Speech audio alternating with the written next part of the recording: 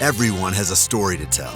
Welcome to DingoTalk, where we explore the experiences that make us who we are.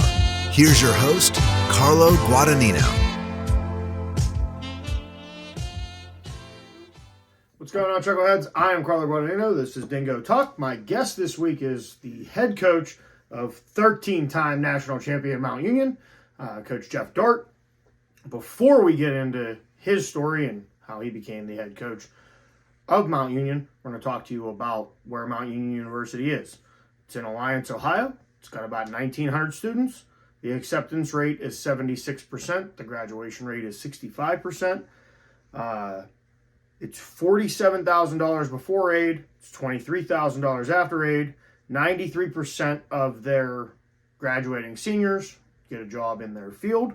The top three fields that they're graduating are registered nursing and nurses, elementary education and teaching, and sports and fitness administration and management. Like I said, it's hard to put into words what Mount Union is when it comes to the Division III football scene.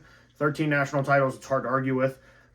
So it's not my job to tell that story, though. It's Coach Dartt's. So without further ado, this is Coach.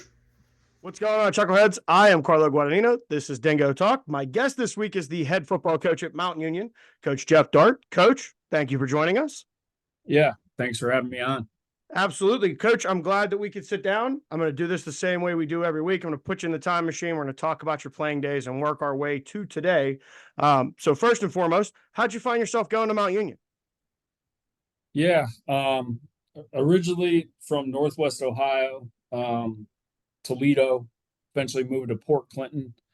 Not much football tradition there, so obviously that piqued my interest once I came on a visit here. Kind of didn't know what I wanted to do my senior year of high school, which it seems like more guys nowadays have a little bit more focus on. They want to do this or they want to do that, which I actually like. But yeah, so I made my way here. Obviously had a great experience playing, awesome experiences with my coaches. You know, so many people affected me in positive ways, which, you know, then led to me being interested in getting into coaching. And, you know, that's kind of where I got my interest in that. So once I graduated from Mount Union, I spent my next 4 years at Wheaton College out in the College Conference of Illinois and Wisconsin. Had a great experience there with the head coach, Mike Swider. He had a great coaching staff that I had, you know, awesome learning opportunities from. And, you know, getting away from Mount Union was good for me just in my development as a coach, right? But the coaches I had here at Mount Union, I mean, I don't want to forget anybody, but obviously Larry Karras, Vince Karras, Keith Wakefield, Jason Candle, Matt Campbell. There's just so many guys that affected me in positive ways, and hopefully, you know, that's what I'm giving back now to the program that helped develop me into the man that I am today. Now, Coach, what was it like playing under Coach Karras? Because I've had a couple other guys on that played for him, Coach Sirianni and a few others. What was your experience like with him? Great. I mean, he's always the smartest guy in the room. And when I was here, we didn't have some of the facilities that we have now. We're fortunate that, you know, we have a great alumni base that gives back to Mount Union, but in some instances, we all watched film together, right? Okay. So it was everybody on offense was in there, and just hearing obviously him run the show, but then the other coaches communicate as well.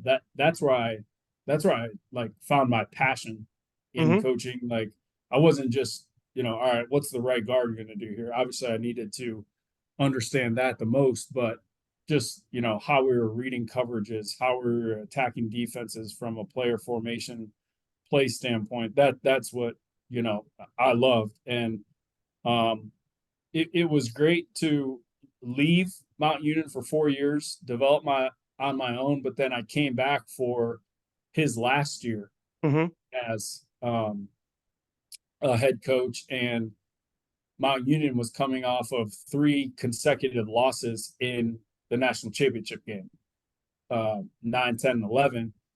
And he wanted to change some things up. And that's probably the best thing that he does is he challenges his assistant coaches, but he also empowers them to do some outside thinking and critical thinking too. So, you know, he asked me, he's like, well, what do you think we should run? I'm like, what do you mean? This is like my 5th year, my first full-time job. And he's asking me that. I was like, well, I mean, Oregon was like the hot team right then. So we got some tape and installed some things based on that. And I obviously had a really successful, 2012 football season, his last, and we won a national championship, which those are 2 of my favorite experiences, Mount Union as a player or a coach, are 2012 when we won the national championship, which was his last, and then in 2015, which was Vince Karras' first national championship as a head coach. Those are by far my 2 best experiences. And so of the 13 national championships that you guys have, you've been a part of 5 of the wins, right? Yeah. I mean, more or less probably 4. Like I was on the team my freshman year, but no, I mean, obviously you're surrounded by coaches, but the culture is the big buzzword, but I think it's more of like the competitive environment that is built within the roster and guys pushing each other to become the best version of themselves at all positions, and that just drove the standard, and that's why Mount Union has been so successful. It's the players that choose to come here, and they want to be good. Coach, after the 16 season, and I think I know the answer to this, why the jump to Western Kentucky? Yeah, so at that time, my overall football goal was to coach the offensive line at the highest possible level. So I had a little bit of a connection there with Matt Mitchell was Mike Sanford Jr.'s Mike Sanford Jr. was married to Matt's older sister. Okay. And I coached Matt at Wheaton during my time. And, the football world is so small in some cases, but that was my connection there. And it afforded me that opportunity to go chase that. Unfortunately,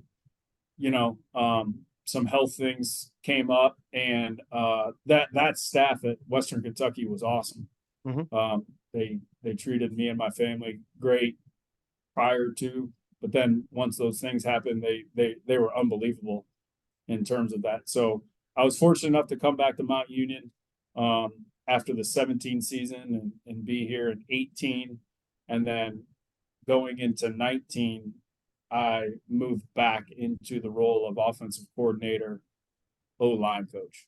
And then you start the big seat during what some would actually, 4 years ago this week, we were getting ready to shut everything down. So, So, I mean, we had a super talented team in 2019 and got beat in the second round here against a great North Central team that went on to win the national championship. And then, obviously, VK stepped down to take the opportunity up at Toledo as the defensive coordinator. And I think it was the end of January, I officially became or was named the head coach, excuse me. So, it was January. And then I think it was the first part of March when everything got shut down.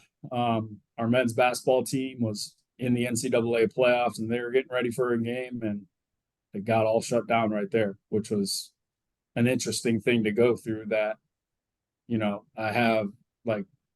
I played for Larry Karras and Vince Karras, but then I coached under both of them, and I can't call them for advice on that specific situation. Yeah. Hey, what did you do during COVID? But the person I did lean on a lot, just generally speaking, was Mike Sirianni, Nick's older brother, who's the head coach at Washington and Jefferson. I still, actively talk to him a lot to this day. He's a great man, great coach, and I appreciate, the relationship that him and I have. Now, Coach, what's the biggest difference between and you said you were in it's the CCIW, correct? With Wheaton? The College Conference of Illinois and Wisconsin. What's the biggest difference between that conference and the OAC? Yeah, I wouldn't say there's a huge difference. I would say there's a lot of, similarities in that. So obviously North Central's in that conference, and that was truly one I know when I got there, they had won a number of CCIW championships, and it was kind of them and Wheaton going back and forth each year. They play for the Little Brass Bell, which is a great rivalry. Those schools are only, I don't know the exact mileage, but it's, I don't know, 10 to 15 miles apart. So it's not that much at all. But, coaching and having success at another place, I think we were 36-10 during my 4 years there. We made it to the semifinal game in 2008, played here at Mount Union. And then in 2010, we made it to the second round of the playoffs, lost to Bethel, who ended up losing to Mount Union in the semifinal game. So really good football in the CCIW. That Chicagoland area, the suburbs in the southwest, northwest, and kind of centrally located. Really good football.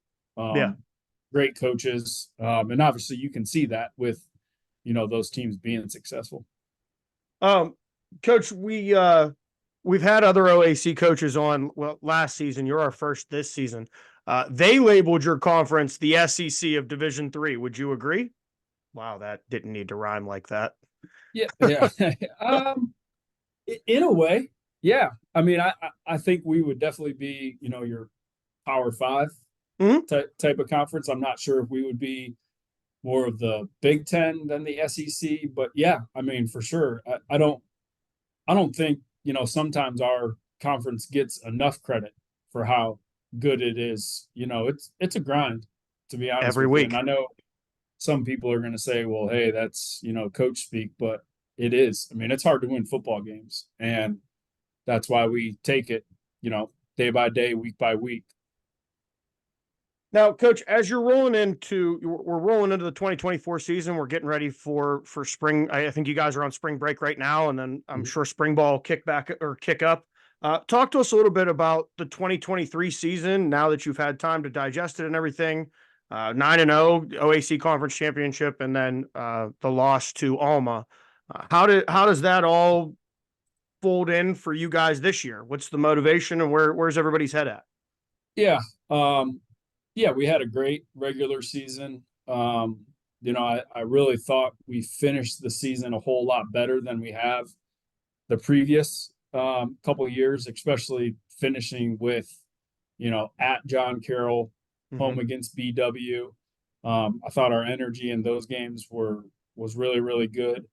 And then, going into the first round game against Alfred State, thought we played well. Thought we could have been a little bit more consistent in all three phases. But then, yeah, we just didn't perform and execute in the Alma game. And that's nothing to take away from what they did. They had a great game plan, and they executed, obviously, in the second half way better than we did. So the losses are on me as a head coach. That's the players win games. I believe coaches lose games, the head coach specifically. So those are on me. And, at a place like Mount Union where the standards and the expectations are so high, you have to be willing to accept those things when you are the head coach in this position. Coach, put us, can I be a fly on the wall for a recruitment talk with you? What are you talking to about what are you talking with parents about when they come so they have an understanding of what the standard is, what they're getting into when they join a program like Mount Union. Sure. Yeah. So our recruiting model, believe it or not, hasn't changed since the 1960s. So there's been 4 head coaches since 1962. So Ken Wable was the head coach from 1962 to 1985. And in the 85 season, they, kind of conquered that first mountain in terms of an undefeated regular season. They beat BW for the OAC championship. Mm-hmm. Larry Karras took over after that from, 86 to 2012, and then, VK and myself. But the recruiting model back then was you have to identify talent. I think that's an obvious statement there. But then it's, academics, the importance of that. This is a D3. We're a D3 football program. If people are good enough, the NFL will find them. But ultimately, you're coming here to get a degree to prepare yourself for life after Mount Union, which is the most important thing. We want young men that have character, that make good decisions.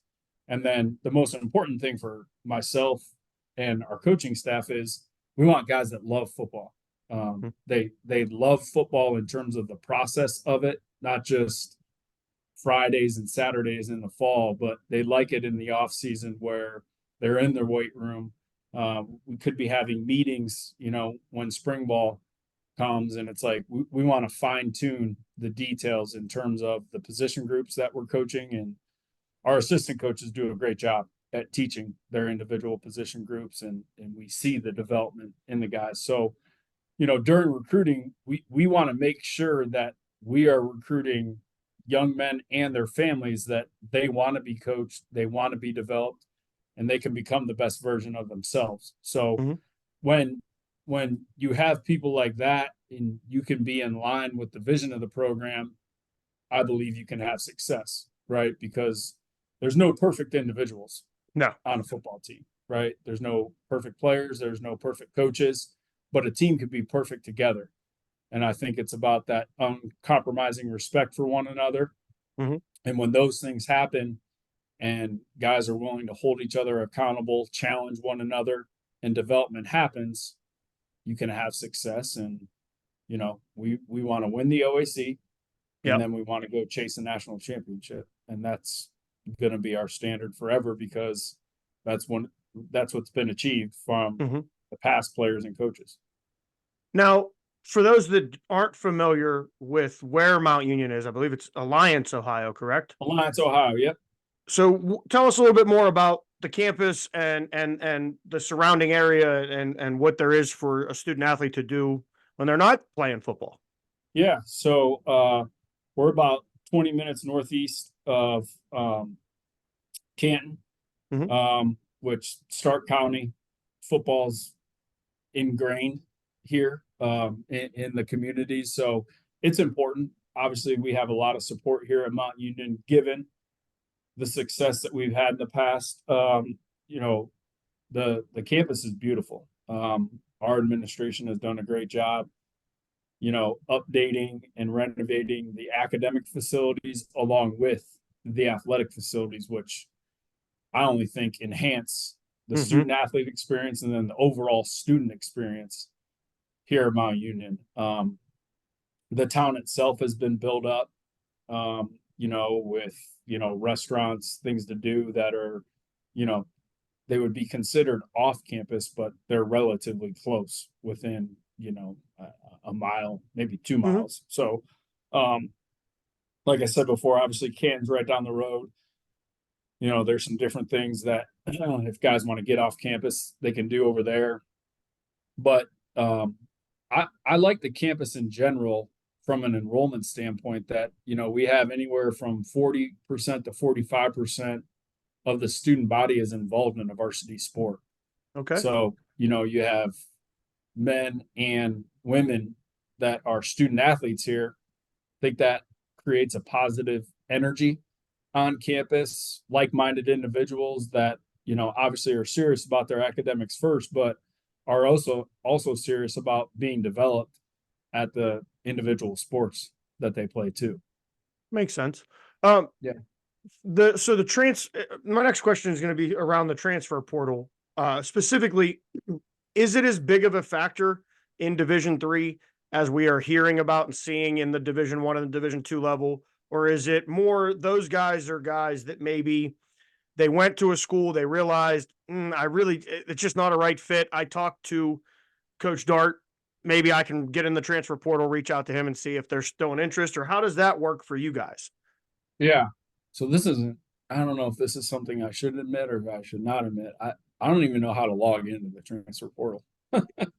So yeah, I believe, it's more so about who we were recruiting in the past, right? Mhm. So maybe someone goes to a Division II school, which we have many of those here in Ohio, or possibly someone is walking on at a MAC school, a Yeah. Bowling Green, a Toledo, a Kent State, whatever that might look like. And, the way we leave it with them, hey, good luck to you. If anything ever changes, just let us know. So it's more of we're getting those guys that bounce back to us Mhm. after maybe they don't have a great experience or anything like that. We're not actively going into the transfer portal and picking guys out. Yeah. I think at least from what I understand, and I could be wrong, I think more of the transfer portal is like guys that they want to transfer up, not down. Yeah. Makes sense. Overall. And on that same topic, recruitment wise, with the Division I schools, the Division II schools, is it how competitive is it recruiting in the state of Ohio? I mean, I know I've talked Oh to the yeah. PAC coaches with the Division II, Division I schools in Pennsylvania. You're dealing with everybody's in it. There's only so many people, right? Yeah. Yeah. I don't want to use the word difficult, but you have to be active in terms of the communication that you're having with high school coaches, obviously building those relationships. And then once they understand, all right, what is Mount Union looking for? I think that helps in some situations. And the benefit of that for us is we have there's a big coaching tree here in Mount Union at the high school level, the college level. And, obviously we have some guys obviously in the NFL with Nick being the big guy there as of right now. So, but social media is great nowadays. I believe it's like a necessary evil a little bit, but you can get in contact with someone in Cleveland, Ohio, or relatively easily the same in Miami, Florida. Yeah. Right. So, I think more so about that, it's communicating with guys that are out of state, excuse me, that maybe they don't know a whole lot about Mount Union, Mhm. but they're looking for the best possible place for them to play. So maybe they, got passed over, or, they don't have much going on, and we've identified something in them. Those are the guys that have the fire to be coached and developed, and they end up being really good players for us. Yeah. Coach, is there a specific team in the OAC that you look forward to playing against every year? Is there a game, like, is it B-Dub that you kind of circle, or do they all bring their own kind of Yeah, zest? they all bring that. I think over the course of time, there's been different teams that have been in the upper half of the OAC. And I kind of mentioned that before. Like, I don't think the OAC gets enough credit, top to Yeah. bottom, but it is a grind. And, for us, it's 1 week at a time, one game at a time, where we want to focus our efforts on preparing for that team and then executing on a Saturday in the fall. And then my other question pertaining to more or less football is, there's talks this year about the playoffs expanding at maybe as soon as this season. I believe the number that's being thrown around is 40. Yeah. There was a lot of people very disappointed with, I don't know how you can say disappointed, but there were some teams that people felt should have been in that shouldn't have, that didn't get in. Yeah. Where do you stand with that? Is it time to expand the playoffs? I mean, I know we're way under for the amount of schools and the number that we bring in, and what would be a good number? Oh gosh. Yeah, I'm not Yeah, I'm not sure. I know what Division Two does, maybe 36, I something think like it that, is. where they have, like the top four seeds have those, first round buys. Hmm. I think they're each and every year, like I think these past couple of years, like it could have been John Carroll or Bolton Wallace that could have got, an at large bid and would have been a great playoff team. Yeah. So, you know, I know logistically some of the things from a time frame standpoint with going to 40 teams that I've seen, I don't know if it could be doable playing a game after Christmas. Okay. I just don't know how logistically that gets set up and executed with men leaving campus, coming back financially. What does that look like in terms of obviously when the campus is shut down? How are you feeding them and all of that?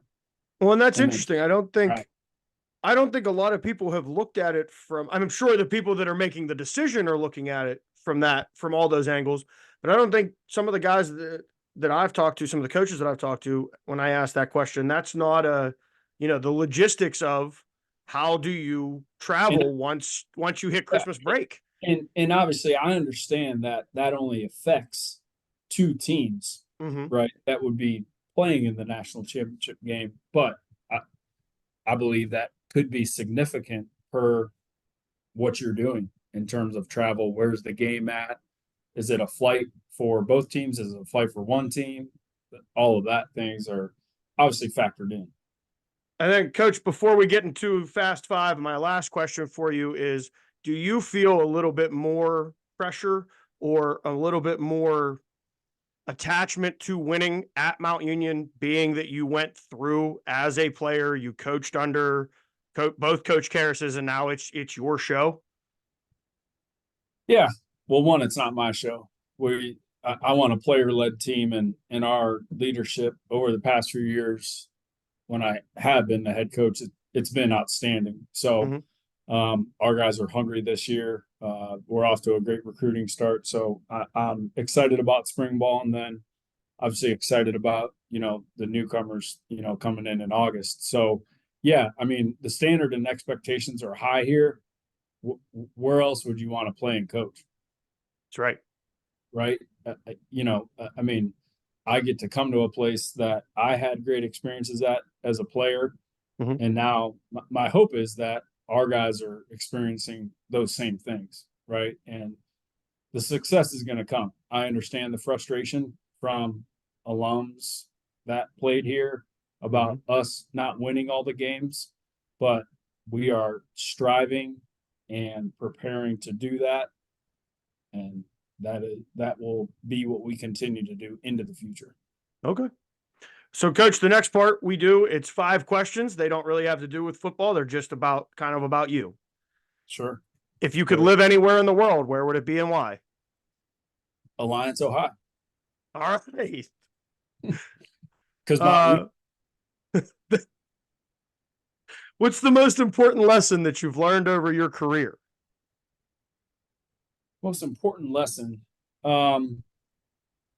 yeah, family first, right? You can get away from that a little bit, but the focus needs to be there, right? Mm-hmm. I have a wife. This will be coming up on our 10th wedding anniversary this summer. We have 3 young children. That comes first, right? Mm-hmm. And I think there's a fine line to, grinding the guys from a coaching staff standpoint, making them guard their desks. And that's not the case what we do here. We want to be efficient with our work. And then, we want to go spend time with our families. Coach, if you weren't coaching, what would you be doing? So I like mowing the grass. Okay. I don't know. I honestly, I really don't know. Like you know, maybe a garbage man or something like that, firefighter. I think that was what I want. My mom tells me that all the time. That's what I wanted to be when I was growing up. So maybe something along those lines. Okay. Coach, what's the best compliment you've ever received? the best compliment I've ever received. Probably just some parents and some players, saying thanks for the experiences that they've had here. I mean, that really excites me, that obviously I had a positive effect on some of them. And actually got a call from a past offensive lineman that he's kind of considering 2 different opportunities that he has right now. And, he's like, well, I wanted to call you because I consider you a mentor. And that meant a lot to me. So I would say it's that. And then on the other side of compliments, what's the best insult you've ever received? Yeah, I mean, there's probably a lot of those in terms of, maybe play calling and all of that. But I think at a place like Mount Union, that's something that you're not going to always make everyone happy. No. I realize that. And there's a bunch of people that maybe they think they know a whole lot about football and they don't. But that's the seat I'm sitting in right now. And to be honest with you, I enjoy hearing some of that noise because it just makes me lock in even more to our players and our assistant coaches. And then the last question, I've asked everybody this question since we started with the coaches. Coach, was there a question you were expecting to get or that maybe you get all the time that I didn't ask you? And if so, how would you have answered it? Yeah. Why is Mount Union so good, or why have we been so consistent? Which my simple answer to that, it is because of the players that choose to come here on a yearly basis, right? I mean, obviously, let's not, negate the fact that Larry Karras is the patriarch of building this dynasty in this situation. I mean, it's 33 losses since 1986, which I don't think no one can match that level of consistency. But once he got it rolling with, not leave out the assistant coaches that he had that grinded with him to build this up, now it's more about recruiting, retaining, and developing the players that choose to come to Mount Union and will continue to have success. And obviously we want to get on top once again, which our guys are focused on doing from a player and assistant coaching staff standpoint.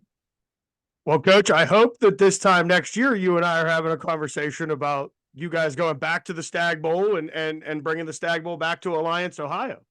Yeah, that would be great. I wanted to say thank you. I appreciate your time. And then for those of you sticking around, you know what comes next. It's Overtime with Serenity Brown, where we're gonna explain penalties and a couple other things and try to give her a little bit more experience in this game so that when she's picking the games in the fall, she's has some idea of what she's doing. But we will be right back.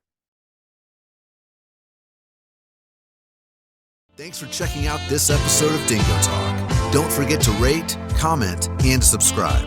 For more info and to contact the show, you can find us on Twitter @DingoTalk.